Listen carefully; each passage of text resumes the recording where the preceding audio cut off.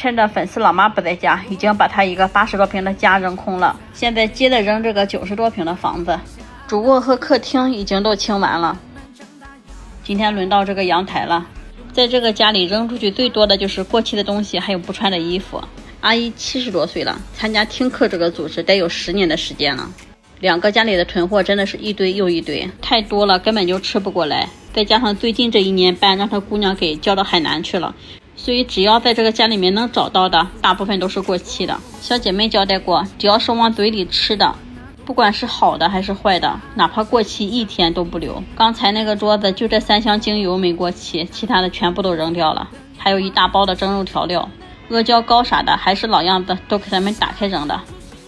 今天从这个家里面扔出去的东西又得大几千。阿姨是属于买保健品一点都不心疼，坏点东西就不舍得，这衣架坏成这样了也没舍得换，真的是该省省该花花。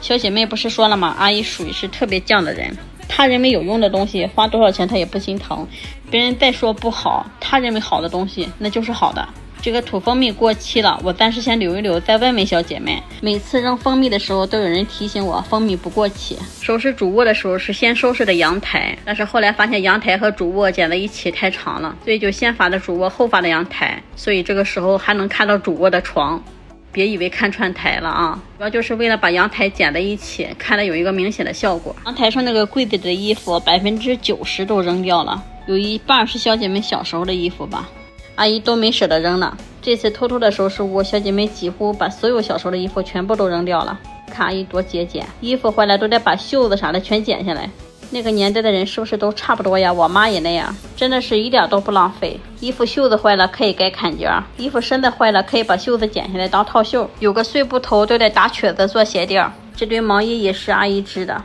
家里面织的毛衣还真不少，我感觉得有2个整理箱了。这一堆都是阿姨上班的时候攒下来的手套和口罩，当时可能都不舍得戴，坏了都得补一补。这一堆是那种又厚又硬的那种布手套，应该是防烫的，就这一堆最少也得放20-30年了，有好多都发霉发黑了，那些看起来脏脏的就丢掉了，这好的给它装起来，丢了就有点可惜了。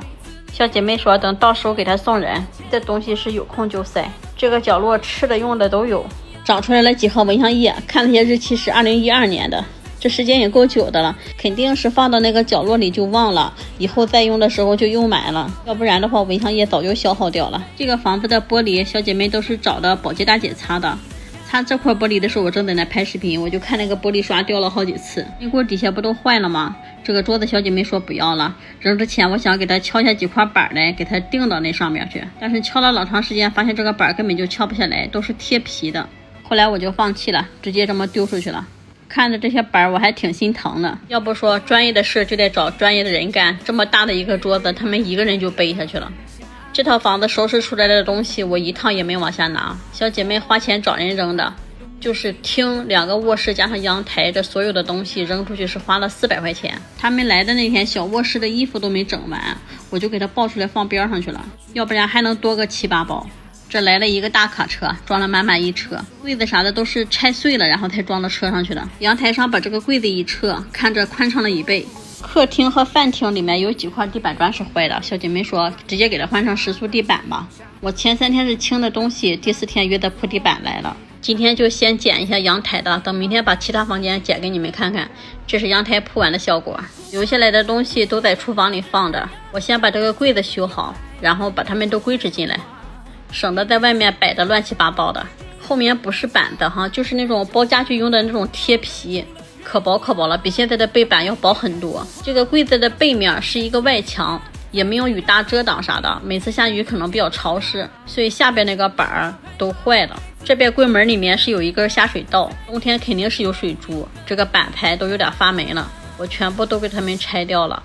下水管后面这个墙皮也有点起皮了，我想的都给它们铲掉，然后一会儿再重新刷一刷吧。铲掉了一小部分，又滚了点水，最后就给它铲成这个样子了，实在是铲不动了，就那个小角落还使不上劲儿，还进不去的。这个板子是小姐妹订的厨房柜门，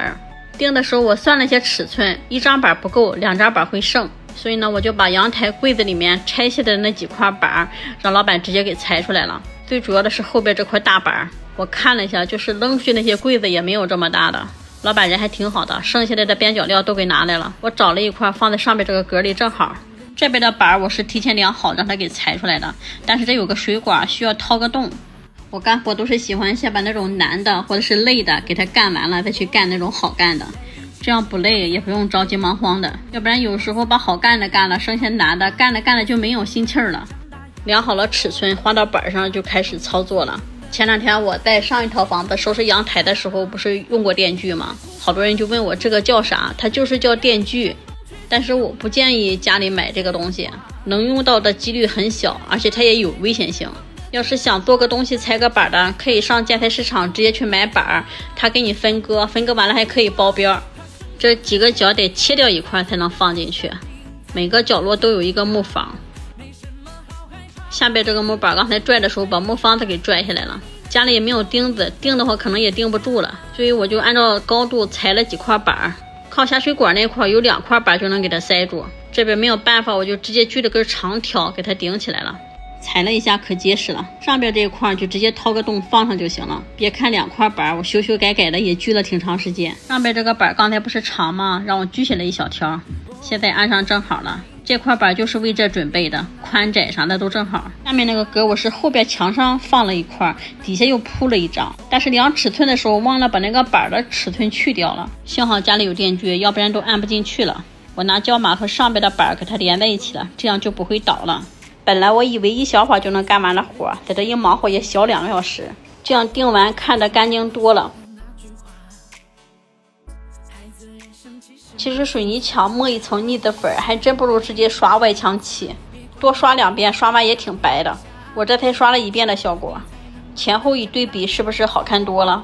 刷墙的时候我突然想起来，这个地方反潮主要是因为这个下水管，冬天的时候肯定会有水珠，所以我就拍了几米保温棉给它缠一下，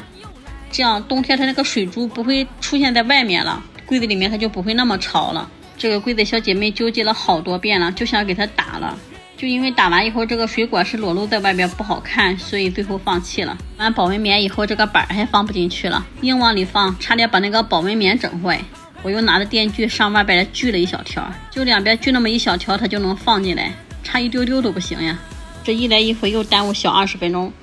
中间有个固定圈，得给它裁开才能包上。我感觉这么包完了以后比原来的管子还好看了呢。这个胶带缠的有点紧了，再加上上边有一个圈，转的可费劲了，把这个连接处都给它粘一下。其实不粘也挺结实的，但是粘一下好看一点。都整完了，这回收拾收拾卫生，东西就可以放进来了。感觉这么一整完，这个柜子还能用2年。又把这个柜子里外都擦了一遍，开始往里归拢东西了。这是2个卧室加一个阳台留下来的东西。前2天我扔个胶片的时候，好多人说可惜了。这是它的配料表，看看纯不纯。阿姨，这还有2个银的杯子，听说好几百一个。前2天我扔出去的一个脏兮兮的，把手套给它装到这个包里边，把所有留的东西都归纳到柜子里去了。这个凉席小姐妹说让我看看好不好，好就留着，不好就扔。我瞅了半天也没看出它好不好来，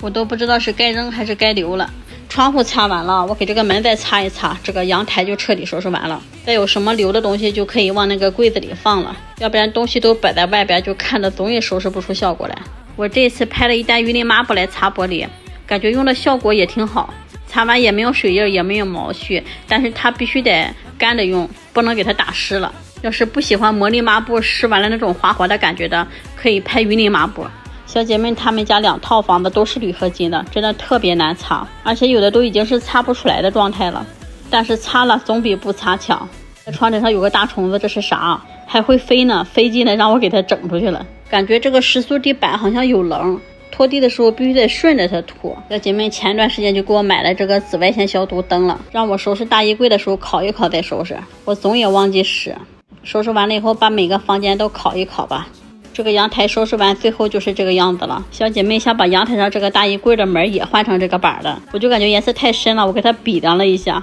你们看的好看吗？我说要不然这样吧，先买个米白漆刷一刷，不好看的话再换门。看看这个阳台收拾前和收拾后的对比吧，这大黄柜子看的是不怎么好看哈。小姐妹为了阿姨回来的时候她不挨揍，也是煞费苦心啊。已经拍齐了，等过2天刷完看看什么效果。